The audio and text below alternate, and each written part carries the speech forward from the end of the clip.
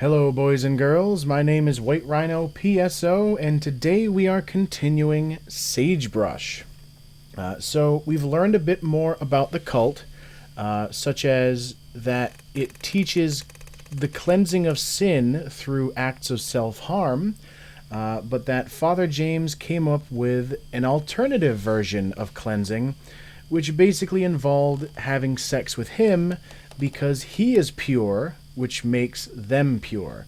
And if anything to me says purity, it's a camera pointed at a bed with the covers all kinds of messy, and an altar at the foot of the bed, which, I'll be honest, I'm kind of curious but kind of terrified to find out how that would be involved in what goes on in the bed.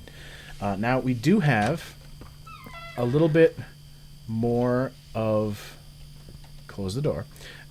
We have a little bit more of this area to explore, which is... We're in the rectory way up at the top left there. Get the mouse back in.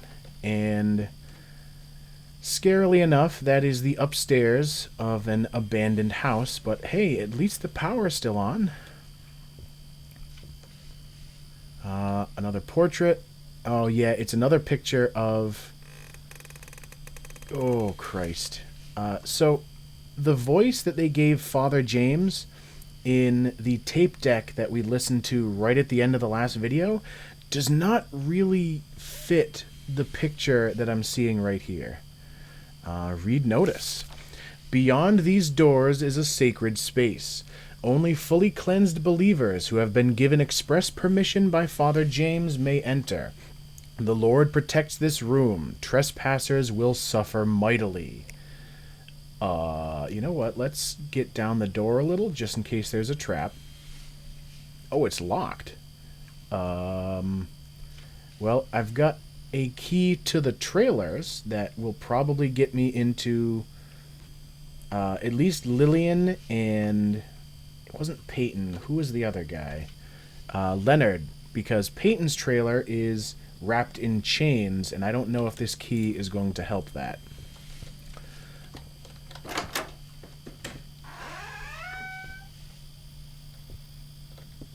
Some of the sound effects are a little odd. It keeps making me think that several doors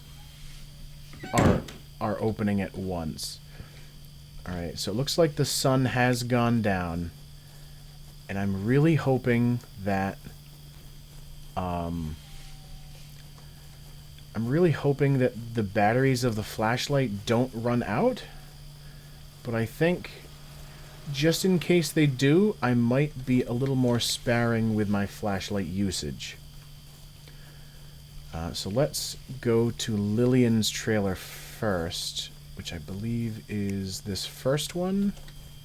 Yes. Open it with that. The master key doesn't seem to work on this door. Strange. It is kind of strange. So that really just leaves Leonard at the far other end of the trailer park.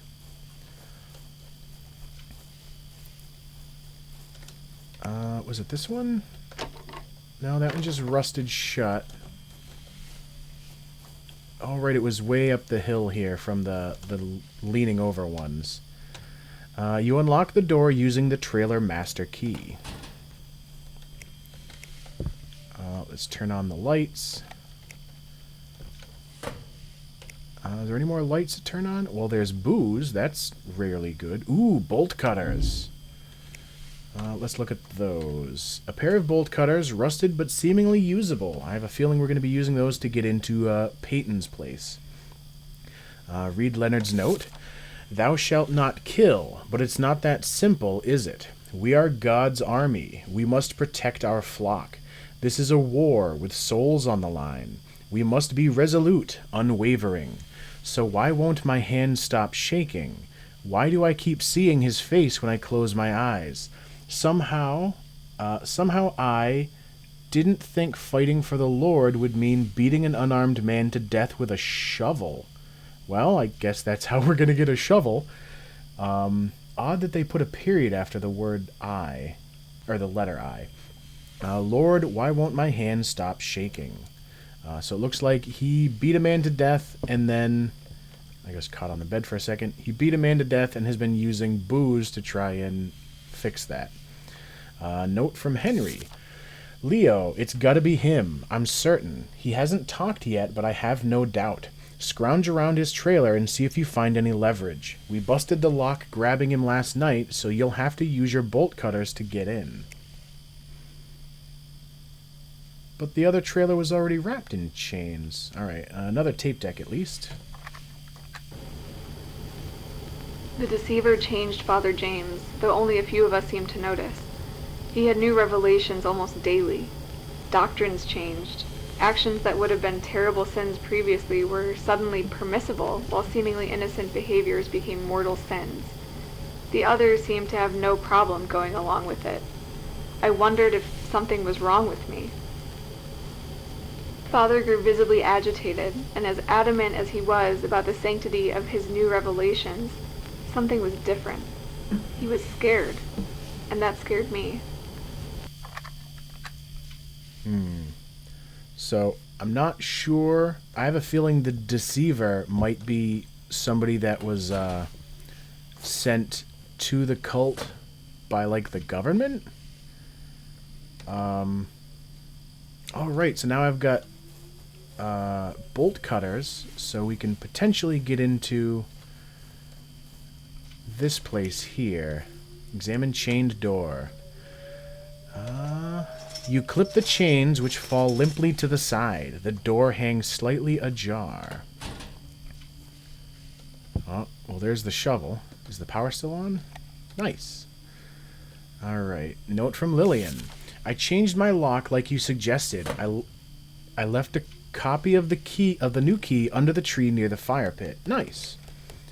Printout. Transmit code XV768, encryption code 30686. I am going to write those down. I kind of doubt that I need to, but why the hell not? All right. XV768.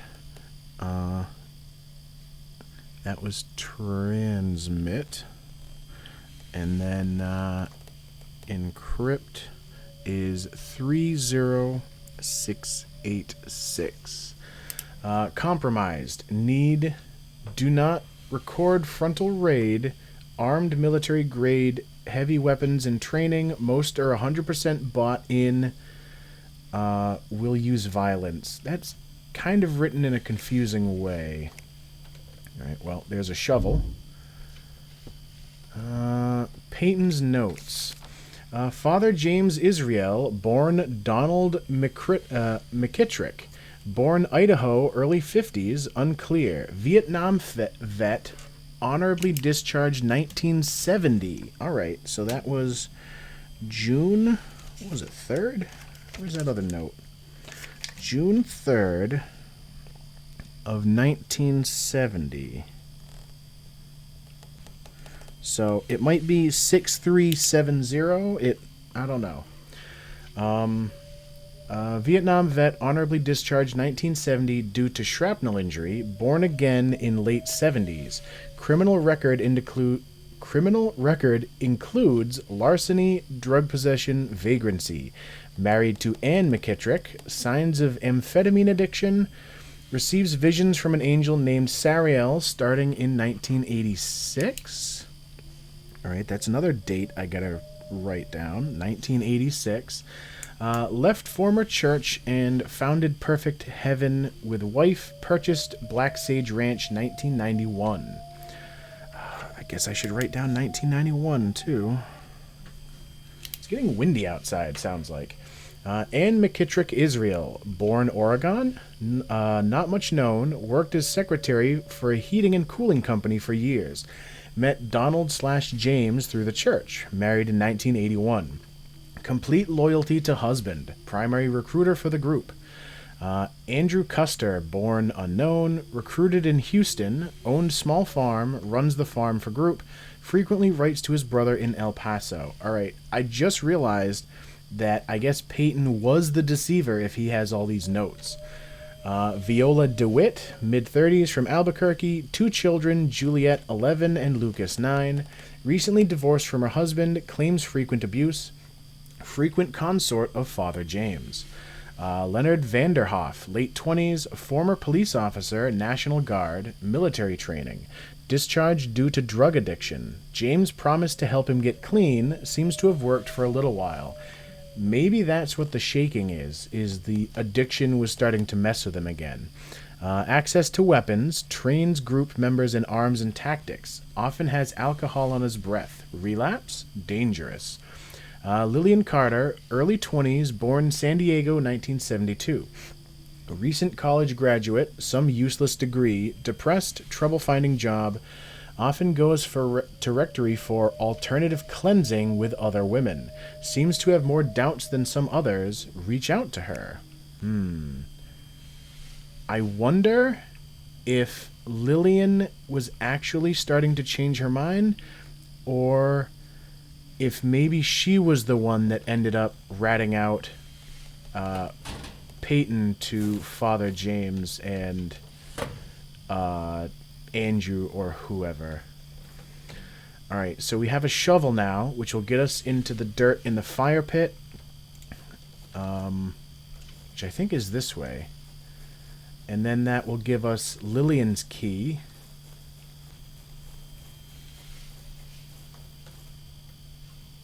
For a second I thought I could hear the radio. I'm also realizing that I never actually went into the barn over there. Maybe I was supposed to. Examine patch of dirt. A shovel caked in blood. Great. You dig into the mound and sift through the loose dirt, finding a small brass key inside. You dug up the key. There's nothing left here but dirt. Alright, do I still have the shovel?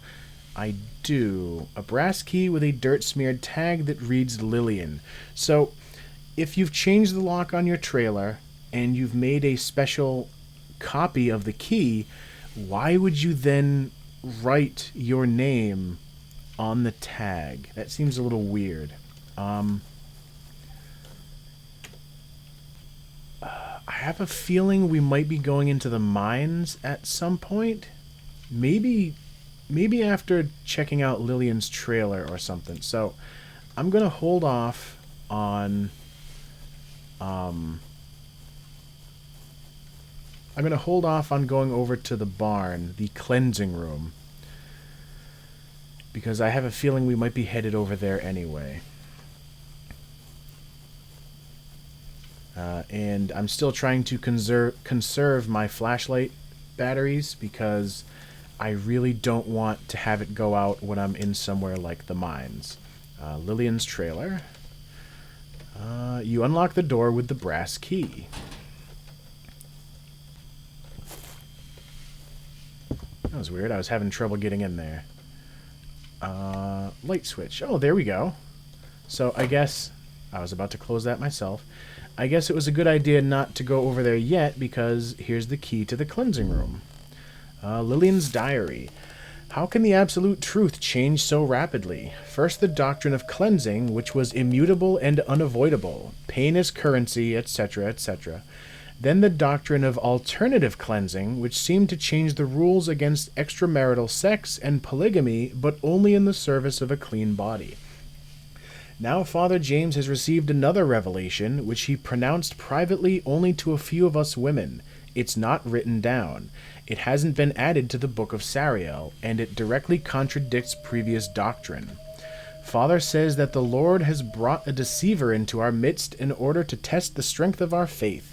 We must be ready to prove our dedication to the flock, and like Abraham and his son Isaac, we must be ready to sacrifice our notion of what is moral in order to serve the greater cause. Is this God's plan for us, to use our bodies as tools? Why doesn't this feel right? Another tape deck. Pamphlet. Are you in a cult? It's a scary question, but an important one. Spiritual fulfillment and community involvement are important aspects of a healthy life, but it's possible for these to take deeply unhealthy and even dangerous forms. If you're reading this, someone who cares about you is concerned about your well-being. The group displays excessive zealous and unquestioning commitment to its leader and, whether he is alive or dead, regards his belief system, ideology, and practices as the truth, as law. Questioning, doubt, and dissent are discouraged or even punished. Mind-altering practices such as meditation, chanting, speaking in tongues, denunciation sessions, and debilitating work routines are used in excess and serve to suppress doubts about the group and its leaders. The leadership dictates, sometimes in great detail, how members should think, act, and feel. For example, members must get permission to date, change jobs, marry, or leaders prescribe what types of clothes to wear, where to live, whether or not to have children, how to discipline children, and so forth. The group is elitist, claiming a special exalted status for itself, its leaders, and members. For example, the leader is considered the Messiah, a special being, an avatar, or the group and/or the leader is on a special mission to save humanity. The group has a polarized us versus them mentality, which may cause conflict with the wider society. The leader is not accountable for to any authorities. The group teaches or implies that its supposedly exalted ends justify whatever means it deems necessary. This may result in members participating in behaviors or activities they would have considered reprehensible or unethical before joining the group. For example, lying to family or friends or collecting money for bogus charities. Subservience to the leader or group requires members to cut ties with family and friends and radically alter the personal goals and activities they had before joining the group. Wow, that was a run-on sentence. The group is preoccupied with bringing in new members. The group is preoccupied with making money. Members are expected to devote inordinate amounts of time to the group and group-related activities. Members are encouraged or required to live and or socialize only with other group members. The most loyal members feel there can be no life outside the context of the group. They believe there is no other way to be and often fear reprisals to themselves or others if they leave or even consider leaving the group. If one or more of these are true for your group, it may not be a healthy community, but don't worry, help is available. Note to Lillian. I know you are beginning to doubt, and you are right to do so. Father James is not what he says he is. If you want to talk more, hang around after evening prayer. I'll linger too. I can help. You are not alone. I'm putting my trust in you with this. I wonder if this is a note from Peyton. But then again, wasn't there a note that had Andrew telling her to change the lock on our door? Or maybe that was in Peyton's trailer. Note from Viola. Lillian, forgive me if I am speaking too freely, but I care deeply about you, and I worry that you are having doubts about the Father and his teachings. Wait a minute, I already read this one. That's weird. Yeah, I already read this one. Kind of strange that there would be two copies of this same note. Unless that is supposed to mean that the typewriter in the rectory was somebody using, like, making several copies of the same note? Note from James. Lillian, as a member of the flock who will not be named, happened upon one of the books you purchased while on a trip into town. While reading non-church materials is not strictly prohibited, I must caution you against consuming too much, if any, secular material. The godless worldview is powerfully poisonous, with its promises of pleasure without consequences and freedom from rules. But here you know true freedom, freedom from sin, freedom from damnation, and the true pleasure of God's love. Consider this a friendly warning. I want the best for you, my sister. If it becomes clear that your reading is compromising your faith, we may have to change the rules in order to protect you as well as the rest of the flock. That's not sketchy at all. Alright, we got one more note. Did I read this one? Yes. Alright, so it looks like next up is this tape deck. He risked his life coming to me. Somehow he could tell that I was wavering. I'm still not sure how. He was from the FBI, he said, and he was here to investigate the group as a cult. When he said that word, I told him to go to hell. I almost went right to Father James. But I didn't. He left me a pamphlet that talked about the signs of a dangerous cult. At first I refused to read it. What was the point? How could that have anything to do with our group? But I did read it, and even though my entire brain was screaming at me, I went back to him. Alright, so it looks like Peyton did get through to Lillian, but given the chains locking up his trailer, something tells me that Peyton was still found out and still bad things happened to him. Alright, so now we have the key to the cleansing room, which I believe... Let's cut through the schoolyard.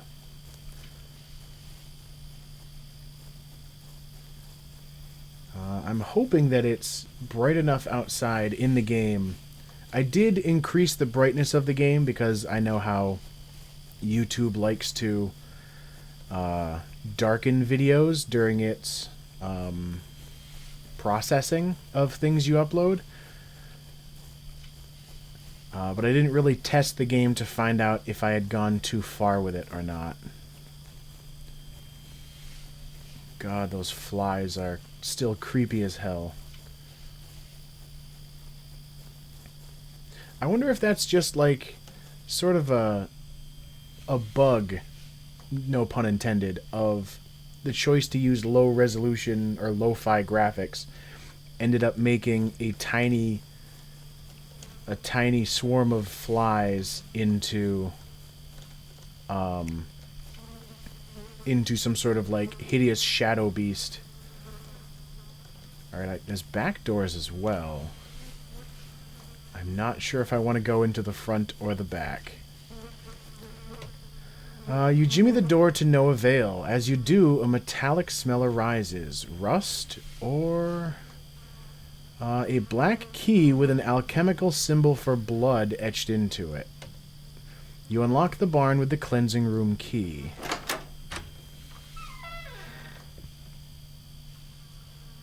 Alright. I'll admit that was a little sort of anticlimactic. I was expecting to find like a pile of bodies up against the door here. Oh, that's pleasant. It's a tarp. Yeah, so this was where people would go to cleanse themselves. Another altar. Old blackened blood has seeped into the cracks of the altar. Pick up bloody axe. Oh, why am I going to need a bloody axe?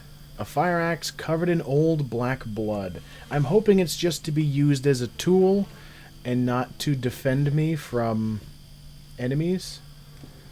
Also, interesting how sin is thy debt, pain thy currency. Wait, is there... There's no light switches around. Oh wait, there's one over here? That doesn't make it much better. Yeah, interesting how, like, there's the tarp and the altar and then the axe, and then there's all these seats for people to sit and watch whatever's going down. Guidelines for cleansing. Improper thoughts, lust, 3 cuts with a small blade. Jesus. Improper thoughts, doubt, 5 cuts with a small blade. Stealing, 1 finger or 1 hand, depending on the item's value. Sloth, 2 lashes from the whip. Taking the Lord or our Father James's name in vain, 5 cuts from a large blade. Murder, rape, idolatry, I don't know if that's how you say that. The violating body part, hand, genital, eyes. So I guess if you look at an idol, they take your eyes. If you rape somebody, they take your genitals. And if you steal something, they may take your hand, depending on how expensive it was.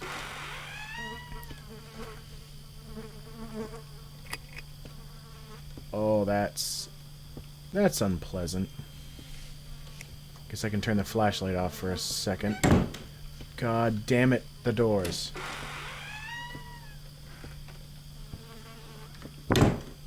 Use ladder. Please no jump scares. Okay. Well, I guess that's an interesting way to move you up a ladder in a game like this. Alright. Key to the mines. Read from the Book of Sariel. And yet the Lord, in his infinite love and compassion, has not forsaken those who have forsaken him. No man is without the cloud of sin, but the light of the Lord shines brightly. To make thyself ready for the Lord's embrace, cleanse thyself of sin by way of self-sacrifice. Give up thy blood, thy flesh, for it is soiled and pathetic, unworthy of the Lord's gaze. For each sin committed by the hand, whip the arm once. Well, that contradicts what the paper downstairs said. For each sin committed by the feet, whip the leg once. For each sin committed by the eyes or the mouth, cut the face once. Pray thou over thy spilled blood, and in cleansing it thou cleanseth thyself. Sin is thy debt, earthly pain thy currency. For those who are thoroughly purged of sin in this manner, and who have followed the commandments of the Lord, and who believe truly in their heart and body, the days of taking will bring them to the feet of the Lord, free of earthly flesh, awash in divine light for eternity. Have faith, be cleansed, and this will be your reward. Alright, that's not activatable, so we have another tape deck. He called it the cleansing room, where we would exchange pain in this realm for forgiveness in the next. We'd all gather in front of the altar, and one by one we would declare our sins to the flock, each of us given penance to perform in front of the others. Bloodletting, self-flagellation. I saw men break their own bones, and women cut off a finger that had caused them to sin. It was true devotion, and it was terrifying and wonderful to see. I'm not sure what she means by wonderful, other than giving you a sense of, like, surprise or wonder. Back down the ladder we go. I wonder if these are like an updated set of the cleansing rules, because what the hell was that?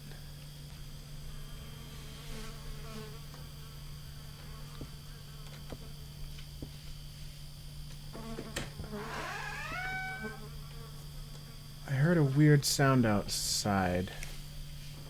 Actually, I'm going to leave the flashlight off just in case there's something out here to see me. And I'm also going to creep rather than jog to our next location, which appears to be the mines. This compound, at least this end of it, how it's like tucked into the mountain, is kind of reminding me of the movie Mandy. And how that ended. Well, that's just... You know what? I'm going to jog back here just to see if there's anything to find on either side. Doesn't look like it. I'm wondering if I'm going to end up finding like a pile of pixelated bodies at some point. A small key with a laminated tag that reads mines. The door rattles and creaks but appears to be locked. You unlock the door to the mines with the key. Well, I guess this might be why we need the axe. That is so goddamn loud. Examine wooden boards. Something here has been covered by hastily nailed wooden boards. That was kind of loud. You hack away with the axe until the boards fall away, revealing an open space behind. Oh god. I have a bad feeling about this. Alright, I think we're going to stop here and then in our next video, we're going to travel down into the mines. I don't really know how long is left in this game, just given by the different locations, on the map. We only seem to have 2 left, the mines and the chapel itself. So I think we might be able to finish this up next time. But anyway, as always, thank you for watching, and I will see you next time.